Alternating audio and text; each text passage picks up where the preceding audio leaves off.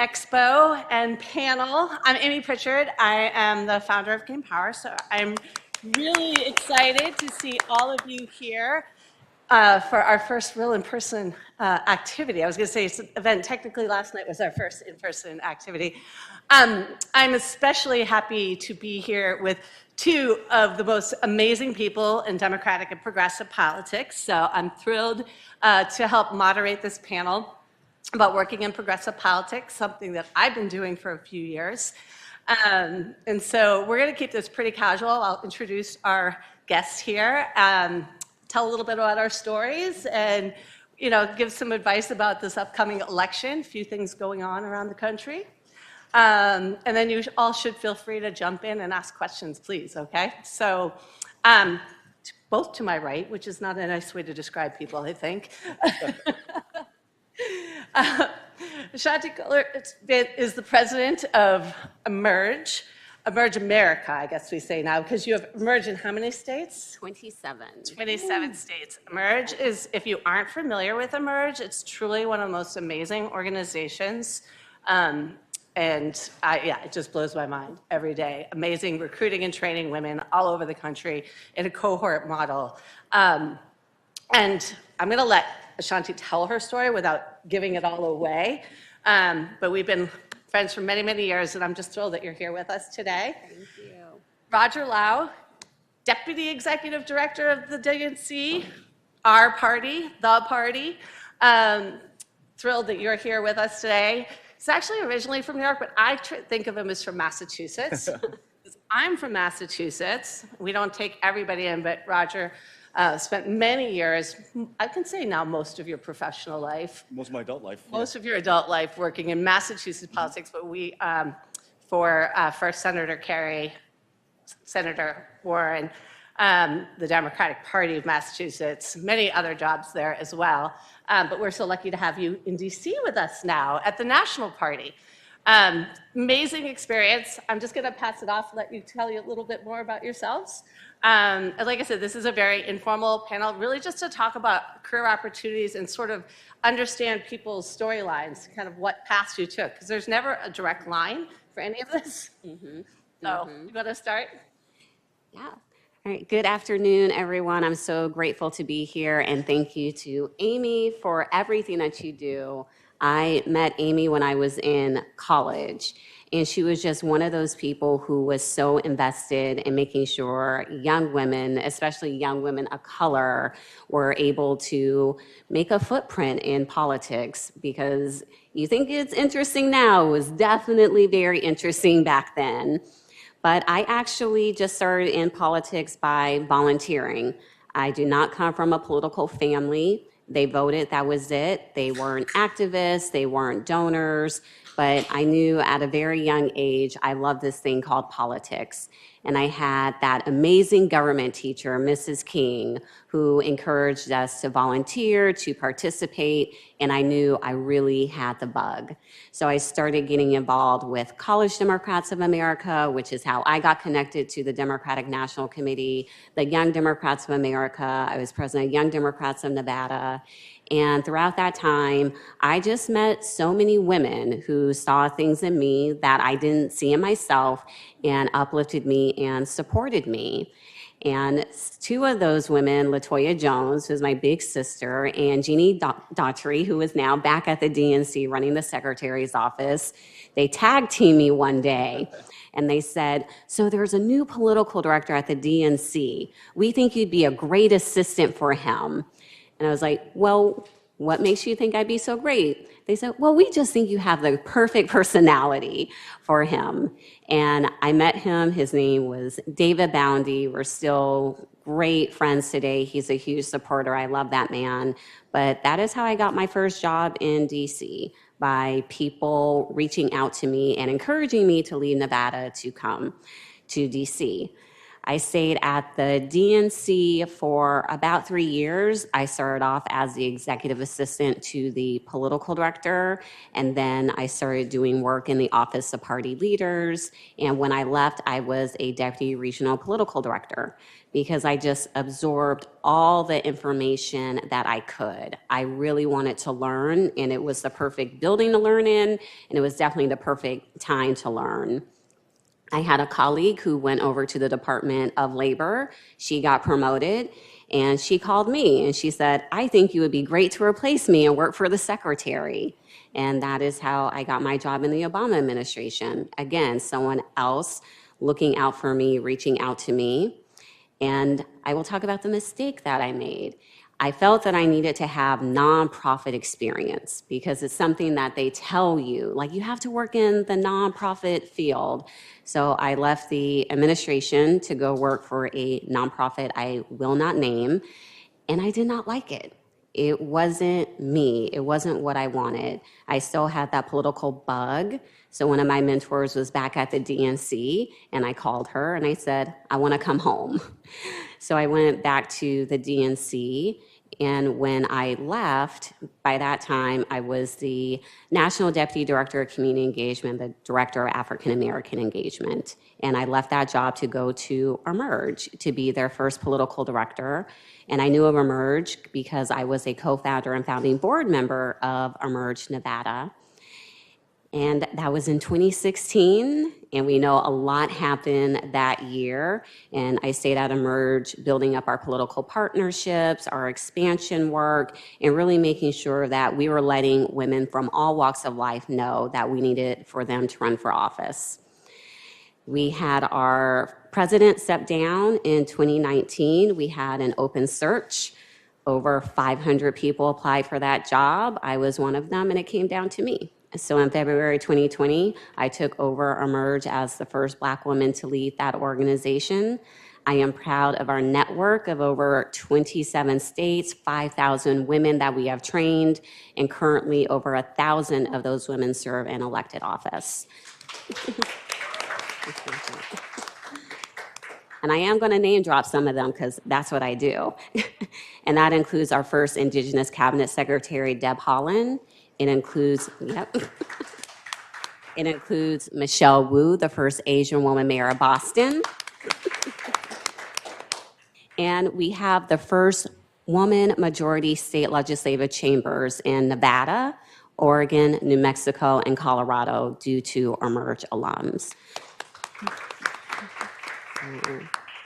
That is the work that we do. I am blessed and honored that I get to do this work every day. And I love the opportunities to tell my story, to demystify what it actually looks like to rise into these positions, and to also demystify what an elected official should be. Because everyone deserves the opportunity to run for office, and we definitely need people with lived experiences, diverse lived experiences at the table, and that's how we get better legislation, and that's how we change the face of politics. I think this is the second time in a month that I've followed Ashanti, and it's always so tough because she does the story so incredibly well.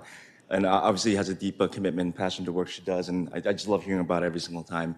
My name is Roger Lau. I'm the Deputy Executive Director of the Democratic National Committee, as Amy said. And, it was when Ashanti talked about how when she first started politics and when Amy started in politics, there were not that many people. A room like this was not really possible, right? It just didn't exist. And it wasn't that the people weren't there. It's just that, they weren't invited to these spaces. We weren't, made welcome.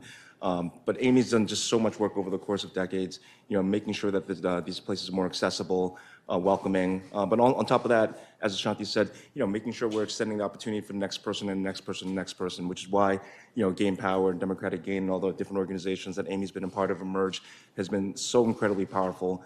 It's not only creating space, but it's creating opportunity, but it's also creating mentorship. Ashanti was talking about our new mayor, Michelle Wu, who I'm incredibly proud of, former friend, colleague, well, friend, former colleague, and now mayor. What happened? Yeah, she went through the Merge program, but she got into the Merge program because she had a mentor who was in the Merge program as well, Ayanna Pressley, who I think you all know is a congresswoman now. So just thank you for all the work that you all do. So, yeah, as I said, when I started, it was a little bit different. I'm going to take it a little bit back. I am the son of a couple of immigrants from Guangzhou, China. Both my parents came to the United States in the mid-'70s looking for, just a better opportunity, a better life for themselves. And, I think what they're hoping for, growing up in communist China was a better opportunity and better life for their kids. So they moved to New York City, and, that's where I was born. And, so much of the new American experience, the immigrant experience, I think particularly for Asians, or people come from Asian countries, it's so much defined by where you come from, when you came, what kind of visa you came through, and who you knew when you got here. And my parents didn't check off many of those boxes. They didn't really know anyone. They had this idea they're going to travel halfway around the planet to a country where, they didn't know anyone and didn't speak the language, and decided to make it work. But they felt like they won the lottery. They felt like they won the lottery because there was an opportunity to do that. So they had 3 sons, two good ones, 1 bad one. I was the bad one. Who, they worked hard to raise. They both worked 2 jobs, were getting up at, heading out at 7 a.m. in the morning, getting home at 11 o'clock at night. We always had family dinner as a family together, so I got a lot of practice having those late night dinners that campaign people get used to now, because we always had dinner at 11 o'clock at night. And, we got the chance to, build a life, build a family, build it in a community. I got the chance to go to some of the best public schools in New York City. I was also stupid enough to make the mistake of failing out of some of the best public schools in New York City, and I made the brilliant decision when I was 13 years old that I wasn't going to school anymore. We can save what happened between 13 and 19 for another time over, a different conversation, different setting, but I got in a lot of trouble. I regretted a lot of things I did, definitely made mistakes, and when I was 19 years old, I decided that the only way that I could make the promise that my parents, were hoping for, a promise of opportunity, a promise of a better future, for me and for them and for, the future members of our family was through education. So I wound up taking my GED. For those who don't know, it's a test that you take to get your high school diploma. Took my GED, got my high school diploma, and, decided I wanted to go to college, to, try to fulfill that promise. Wound up, as a kid in New York City, realizing that I had no self-control, no discipline, and realized that if I was going to have a chance to succeed, I'd have to get as far away from my friends, my neighborhood, my community as far as I can go. So at 19 years old, the furthest place I could think of at the time was Massachusetts, which if you're from any other part of the country, you'll realize that 122 miles is not really far at all. It turns out when you're not relying on a subway pass anymore, you can drive, the world opens up dramatically. But I wound up going to University of Massachusetts. I wound up sort of exploring and relearning how to be a student, right? Like when you think about it, it's not going to, maybe it won't make sense to you. My education ended in 8th grade, right? So there were lots of things I just missed out on and, didn't learn. But I had to relearn how to be a student. Like it's not like you just go to school and you learn things. It's a skill, it's a muscle you have to develop. And I didn't have that muscle, I didn't have that skill. So it took me a while. And I tried different classes, took, different courses, and I wound up taking a political science class. And all of a sudden I was like blown away. I was like, whoa. Here's an opportunity where a citizen, any person theoretically can come and change their community, their state, their country, and the world.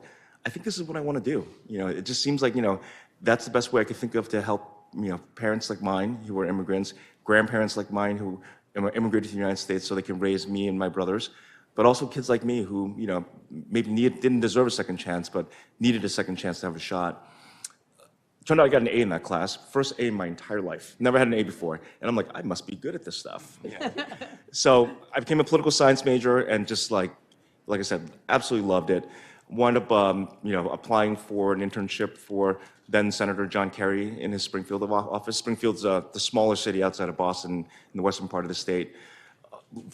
I just could not believe that I had a chance to do a job like that. I could not believe that they would take a kid. I mean, I had this idea that only people who could be in politics were super wealthy, had straight A's, didn't have, someone who didn't have a criminal record, someone who came from a connected family, and to get the chance to work for free, because, which is crazy. We can talk about that later on. Like to intern for them and work for free, it just felt like such an opportunity. It just felt like a dream come true. And I wound up, having the chance to write on behalf of a senator and meet people on behalf of a senator, take phone calls to try to help them with federal, assistance. It made me feel like I was useful. It made me feel like I was worth something, and it made me feel like I can contribute. So I wound up getting offered a job after I graduated, and I wound up lucky enough to work for him in his Boston Senate office. And then through that, 14 years working with him on and off in, his Senate office, his campaigns, his presidential campaign. What an amazing front row seat to all the work that I got to do. And then in 2011, he loaned me out to work for this candidate running for U.S. Senate, running against a very, very popular incumbent Republican Senator, Scott Brown. The candidate was Elizabeth Warren. He asked me to do it. I thought this was a terrible idea. There's no way this person's going to win. She is from Oklahoma. She's a Harvard Law School professor. She knows nothing about politics, and all she does is talk about banking. No one cares about banking. Turns out I was wrong. But anyway, so I wound up working on her campaign as political director. Turned out that people did care about banking. It turned out that it's not rocket science. Someone who cares and understands the issues and is able to communicate can win elections. And in 2012, I was lucky enough to be part of the team that helped to get the first woman elected to the United States Senate from Massachusetts, which is a big deal. So I wound up working with her for, yeah, that's awesome. For in the Senate office, and then in 2018, I got to run her re-election campaign.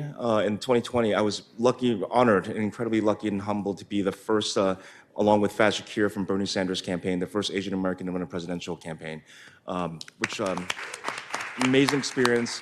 Learned so much, and wanted to take that, and figure out what I wanted to do next. And the DNC is where I decided to, to have my next adventure, my next opportunity to learn.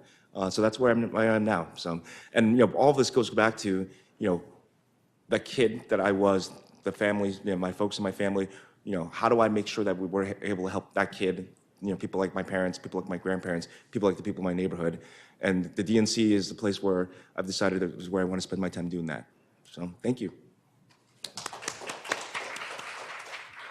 I too have known these two for, like I said, for a very long time, both of them. But I just love hearing your stories. I love hearing everybody's stories. I'm curious. So we have this whole thing about working in progressive spaces, which I told people, even this whole program, we talk about progressive, and I am a flaming lefty liberal. Let me just say, I'm a Warren Democrat. That's what I really am, to be clear. But typically when I use the word progressive, it's not meant to be a place on the spectrum of politics. It's just this term to encompass a lot of organizations, many of whom are here. And I know some of you have been doing this work for a long time, and some of you may be exploring it for the first time. So like I said, this is going to be a time for you to ask questions. But let's talk a little bit, not just about the past, but the future. So we actually have some elections coming up. I feel like there's no such thing as cycles anymore. We're just in a perpetual cycle. But we do have some pretty significant elections coming up. And so it'd be nice to hear from you both about your specific opportunities, but also just general advice for folks looking at this upcoming election. So you want to take? No, I think that the notion of the perpetual cycle is something we have to embrace. I think John Lewis, in one of his last, the late great Congressman John Lewis, one of his last, op-eds that he had written, he talked about this idea of democracy as it's not a destination. It's not this place that you climb to the top of the mountain, you go through obstacles, and get to the top, and we've achieved this perfect democracy. It's not that. It's something we have to constantly work for, right? It's something we have to defend. It's something we have to protect. It's something we have to constantly innovate. And I know people get tired of every election where we say, this is the most important election of our lifetime. And, I would argue 2020 was pretty damn important. But here we are. We've elected a Democratic president. We have a Senate majority. We have control of the House. And there's still a lot of work that needs to be done, right? And we have Republicans who are, taking this opportunity, to talk about the things that they want to do, right? I think that, we have to, make sure that as we're thinking about what the Democratic message is and what the things that we're working on, right? All the accomplishments that we've had since we've been back in office, between making, huge, massive historic investments in responding to COVID, huge investments in infrastructure to bring broadband, to communities that don't have it, replacing lead pipes so, people can have clean drinking water, building bridges, all these things that are going to be coming, hopefully, sometime this summer and sometime in the fall. Making sure that Joe Biden and the Democrats kept their promises of getting the first black woman appointed and nominated to the Supreme Court. These are all really, really important and good things. Democrats have kept their promises, right? They've delivered. But Republicans, these guys are out there and they're saying exactly what they're going to do. These guys keep their promises too. These are the people who are saying that if they're elected, when they're in control, when they're going to be, running the committees in the House and the Senate, they're going to take away Medicare. They're telling us that they're going to, every 5 years, put Social Security up for a vote, right? These are the people who are going up there saying, that they're going to take away all these rights that we've earned, that we've paid for, and take them at their word. These are the guys that, when they were in power, voted to repeal for ACA 54 times, right? 54 times. And now, it hasn't quite happened yet, but, we know, these guys had promised that they were going to, if elected, put, right-wing extreme Supreme Court justices up there, and they have. And now we see this leaked memo that they're going to take away a woman's right to choose. So all these things are at play, and this is why, even once we win these elections, that winning in and of itself is not enough. We need to make sure that once we win, we continue to fight and expand and grow and innovate that better and more perfect democracy that we can, not just for the sake of it, but for real issues that matter to people. So, it is an important cycle. It is like a perpetual cycle. One thing that we need to make sure that we understand that, and this is part of the reason why I'm at the DNC, is there's just no off-year elections anymore. Every election is an on-year. There's something at stake every single year. And, as a party, I think that, we haven't done enough to make sure we've made the investments to make it, a year-round perpetual campaign cycle by making investments in all of our communities geographically, but also all of our individual communities, the Black community, Latino community, Asian community, Native American community, rural community. These are conversations we need to have. When I think about campaigns, at the end of the day, it's all about conversations, right? Campaigns are conversations, they're relationships that we build. And when I think about the relationships in my life, right, I think about my mom, I think about my cousins, I think about my brothers, my girlfriend. It's not like I only send flowers to my mom on Mother's Day, right? She would kill me if that's the only time I ever sent her flowers. It's not like I only call my brothers on their birthdays. I talk to them, I fight with them, I argue with them, sometimes have awkward conversations with them. But that's why you build a relationship. That's how you maintain relationships. As we think about the voters that we need to win these elections, and we think about the Democratic base, the Biden coalition, our base voters, we can't just be talking to people once every 2 or 4 years, right? These are people that we say are part of this family, part of this team, part of the critical winning coalition. We need to make sure we're having these conversations all the time. And in order for us to do that, we need to make sure that we're recruiting good candidates, we're training good staff, but we're bringing them on and you're basically essentially running a 365-day a year, every year campaign cycle where we're having these conversations and building out these relationships. So that's what we're doing at the DNC. We started early last year working with the DSCC, DCCC, DGA, all these our sister committees that help elect Democrats, partner organizations, to start thinking about how we make these investments now. Now being last year, so that when we get to 2022, we're not just starting a campaign on the on year. We're starting it in the off year. We're starting it, by making investments and getting all these things in a row. So it's not just talking about how we're going to help, but also, and then not just making investments, but also how do we work budgets, right? Do we have one uniform budget that we work off of? Do we have the same type of spreadsheets and forms? Do we make transfers at the right time so that we're spending smartly and not only spending on the same things, right, or contradicting things, but also making sure that the timing of the transfers are right. Our data sharing is it the way it should be? What's the point of data if we're all doing this work if we don't have the same reporting documents and structures? So those are all things that we're doing right now. The DNC at this point has made nearly $70 million investments in a lot of our critical states. Hiring staff early, hiring the leadership structure for some of our coordinated campaigns, but also organizers on the ground, especially in communities of color.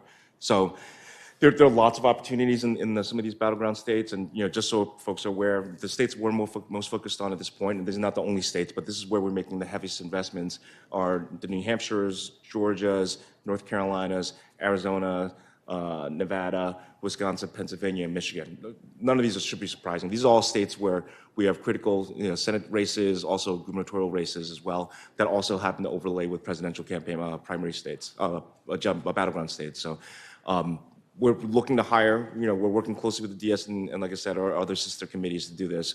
But we're starting earlier than ever, and we want to make deep investments into these states. And just for the record, I think we have, most of the party committees are actually here. The ASTC, I have to give them shout out. This is the state party chairs have an amazing table set up where it shows every job in every state. They did so stop by their table if you, particularly because to be clear, we're telling some of our DC stories, but the most important work is in the states, and we all come from working in states and work, I mean, I came to DC over 20 years ago, but I spent better than 10 years just bouncing around state to state to state, and still do it. It's still really important. So I'm curious, I mean, this is a good time for folks to come in with questions. I'll keep feeding them questions too, but I do want to give you all an opportunity to ask these amazing guests questions or ask me questions too. We have lots of folks downstairs too, so I hope you'll stop by and ask them questions as well. But this is a pretty unique opportunity to, like I said, just to actually be in person. A big part of our mission is really just connecting people, so I hope you take the time to do that. But anyway, I don't know if folks want to jump in with any questions while waiting or thinking one. I'm going to have Shanti just talk about some of the opportunities while Jess gets back to you back there. But talk a little bit more about something, because I know you're hiring. To find all of our opportunities that we have nationally, but also in our states. And Amy, when you said the word progressive, people have asked me before to define that. What do I mean? And I say it's people who want progress, who want to move the country forward, because there are people who want to see us go backwards. Looking at the three of us on stage and a lot of the people in the room, we are playing in a system that was not built for us. Politics was built for white men who own land. They did not anticipate women and people of color being politically active. And when all of us show up, when we're in these rooms, when we're at these tables, we're disrupting power. And that scares a lot of people. And I am clear, that is what we are seeing now. We should not be in despair. They are in despair that things are changing, which is why they are trying to roll everything back. And like Roger, I loved my political science classes, and my favorite one was democratization, because it showed me how fragile democracies are if you don't keep at it. Because there are always the people who will want it to be autocratic, just complete control. And we cannot make that happen. We cannot have that happen, because it is a lot of us in this room who are going to be disproportionately impacted if some of these people gain back control. So we need people working everywhere, especially at that state and local level, because that is where elected officials do have the biggest impact. We love our presidential races, we love the congressional races, but they are such a small fragment of the elected officials in this country. There are over 520,000 elected offices in this country. Think about that. That means there are 520,000 people who get to shape our lives with a stroke of a pen.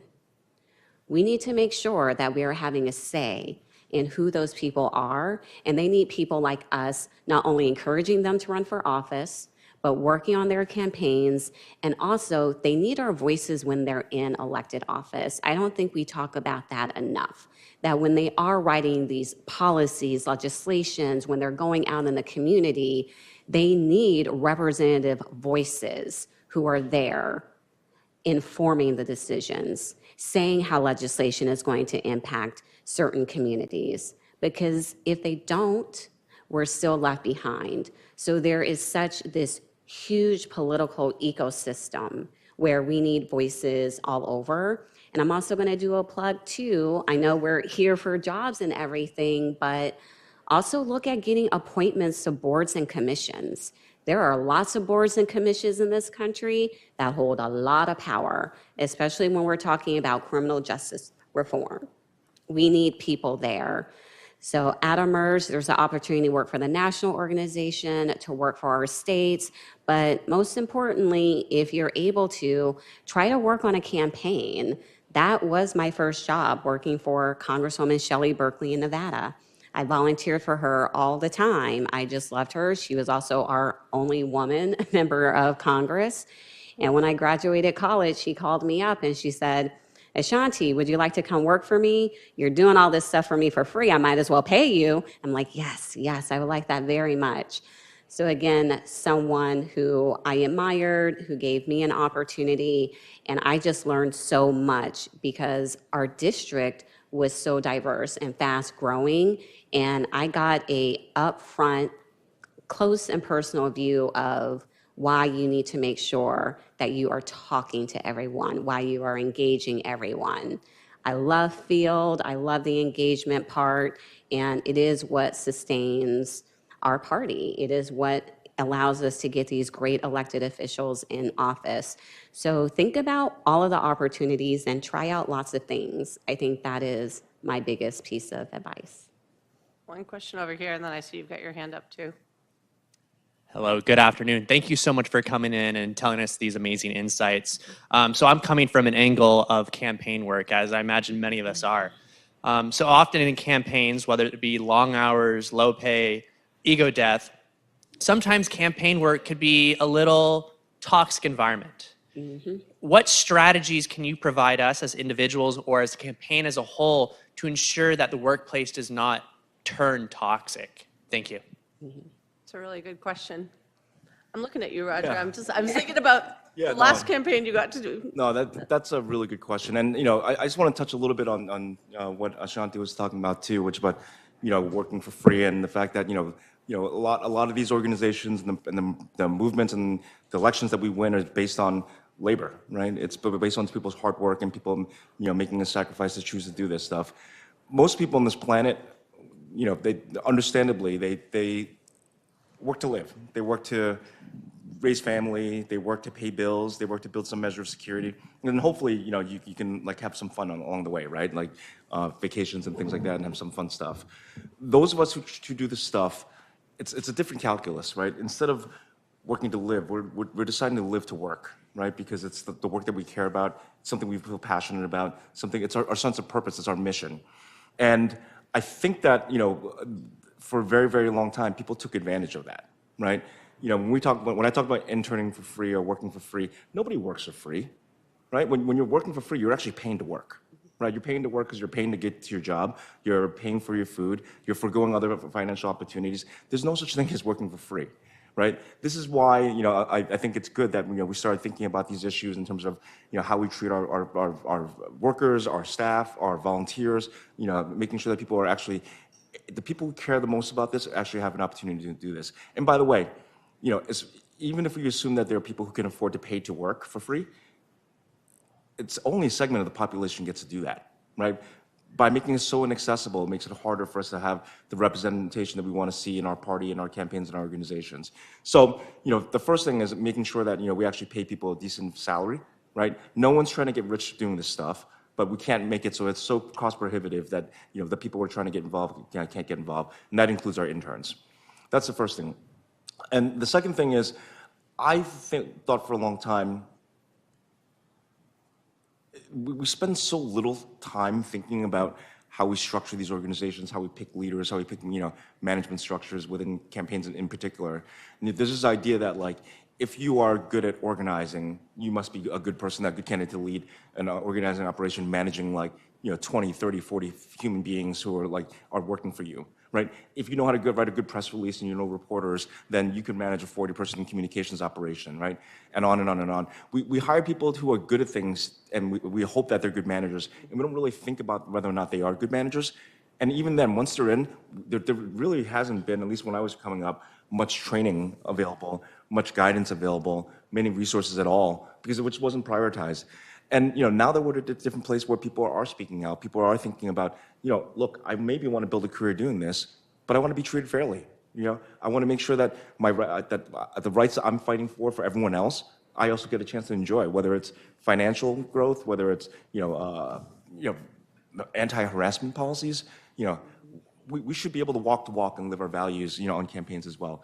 So one of the things I would say is, to answer your question, people ask me, well, what is one of my biggest regrets from running campaigns, and specifically Elizabeth Warren's campaigns? I'm sure there's a lot of things I could think about, but one of the things I feel like the most sense of regret about is that we built a 1,400 person campaign, people working in 31 different states, and when I say it out loud, I'm so ashamed that I didn't think of this earlier, but we had one person dealing with HR for 1,400 people in 31 states.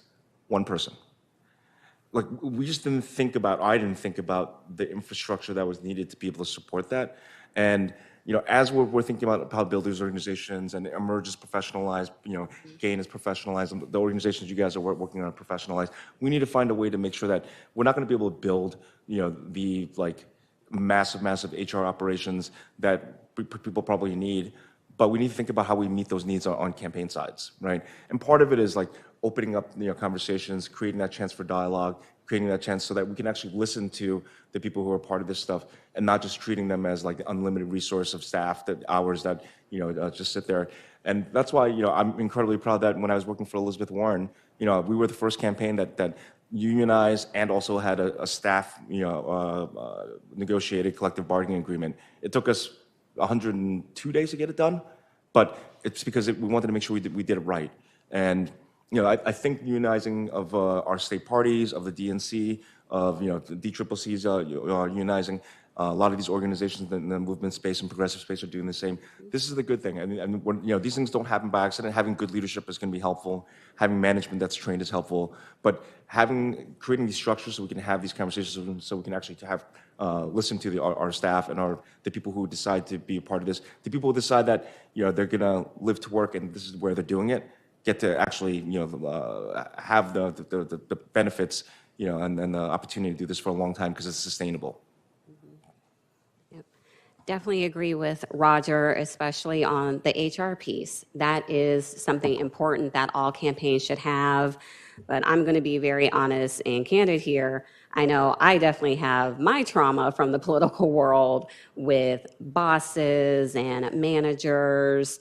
And I know Roger will agree with me on this, is I don't want the next generation to go through what I went through. And that is what is missing. There's still this mentality of, well, I worked this many hours and I did this and I did that and I was able to do it, so you should too.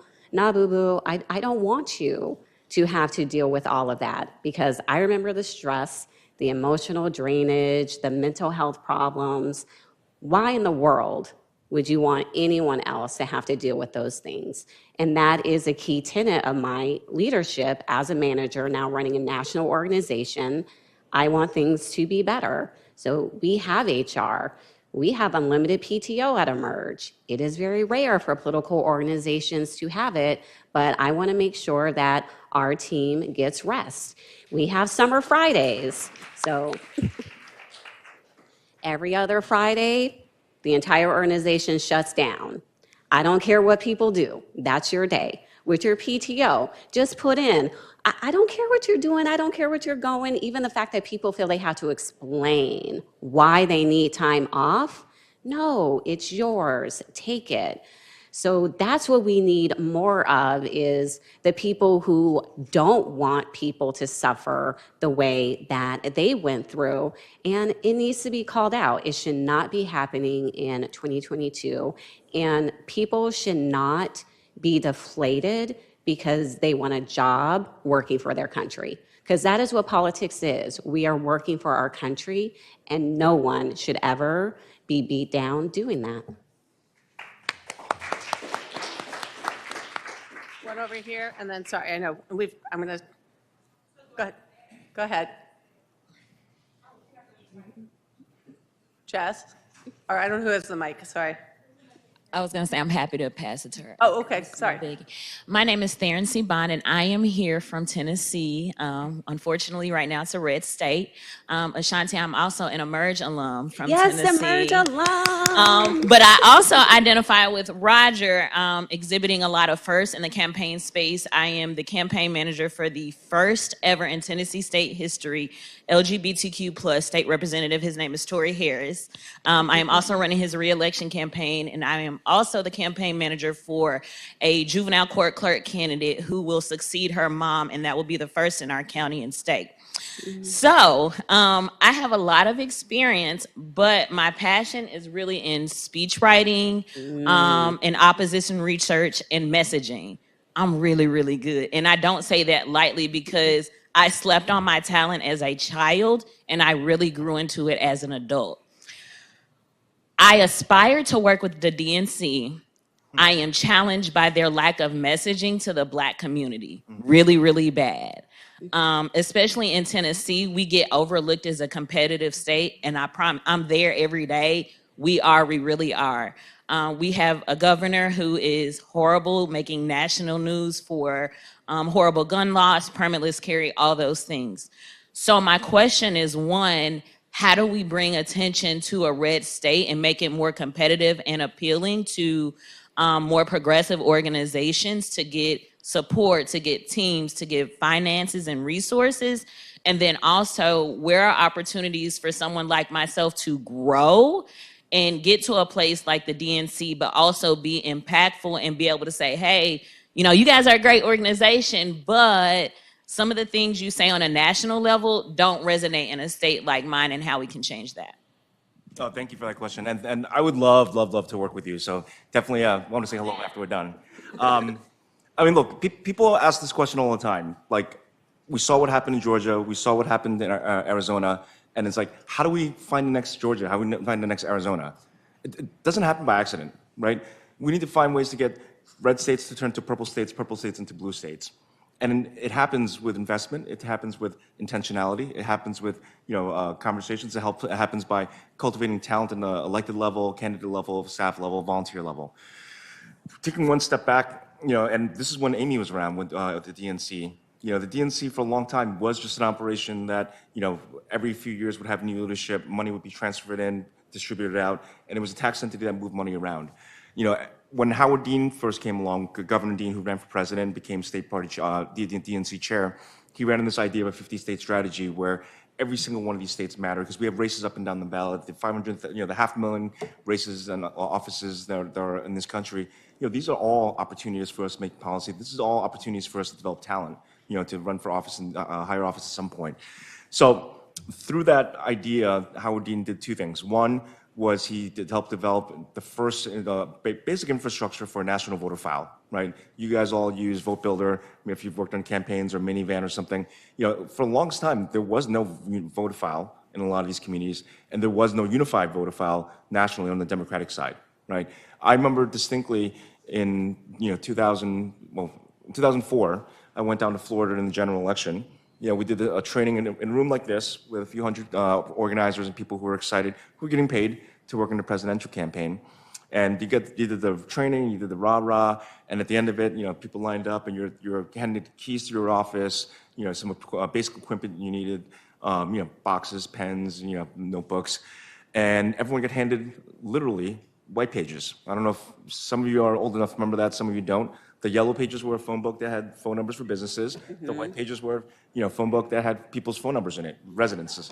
And we spent the first 2 weeks of the campaign literally calling through the phone book because we didn't have a voter file, right? Because one didn't exist in that way at that time in a way that was accessible. And in 2005, when Amy and others were there, they created this national voter file and fixed that, right? And it's still ongoing. We're still building it. We're still making it more robust. But we cannot possibly win elections if we don't know who we're talking to and not sharing the information. And the national party has helped do that with state parties. The second thing is investments, right? Obviously everyone knows the battleground states, the Pennsylvanias, the Wisconsins, the Georgias, they're going to be able to raise what they need to raise. And we want to make sure they continue to raise money to be competitive. But, places like South Dakota and, places like Tennessee, places like Arkansas, these are places that we consider red states, and we don't make investments in these places, and then we wonder why we don't win these elections.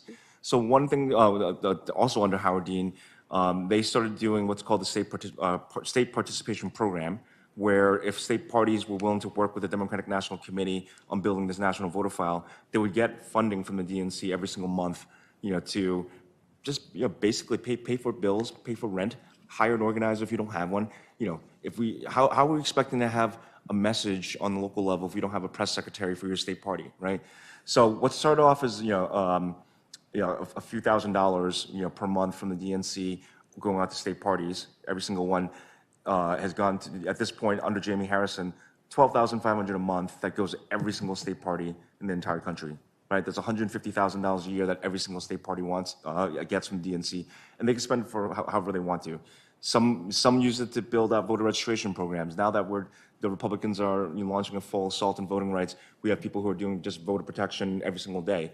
We have people now that we understand the Biden coalition, communities of color are really important. We have people who are actually doing outreach to these coalition groups, starting from last year, that are paid from this program. So that's the baseline investments that DNC makes, the $150,000 a year to every single state party.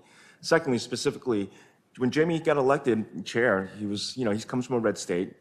He ran in a red state. He raised and spent $114 million for a Senate race, and it was tough. It was not the outcome he wanted. It wasn't his fault, right? And one of the upsides of his campaign was he built a lot of infrastructure. He got a lot of people trained, got a lot of organizers, trained in Vote Builder, different programs that and technology that hopefully will pay dividends moving forward. But it can't just be like a Jamie Harrison comes along, runs a campaign, and then we make all this progress, and then we walk away and we wait for the next Jamie to come along, right? The party can and should do better. So Jamie decided to create what he's called the Red State Fund, which is states that we have specific criteria to define what a red state is for this program. These states get an additional $2,500 a month, $2,500 a month, for just, again, whatever it is that you need to pay for additional staff, additional technology, additional resources. So I say that all to say, like, these are like small investments that didn't even exist before.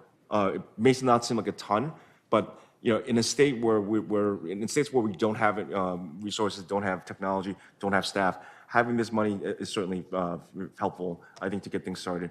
And then the other part of it is like, man, when Stacey Abrams started doing what she did 12, 13, 14 years ago, I mean, she saw that we as a party, if a lot of you worked on campaigns, the way we think about how we spend our time and money is entirely based on who we think is going to vote. For a long time, how who we thought was going to vote was based on who voted in the past, right? And those are the people we targeted and talked to. I mean, Stacey Abrams taught us that we got to be aspirational about our campaigns. We got to be aspirational about how we run our elections, and that starts with being aspirational about who we want to vote, right?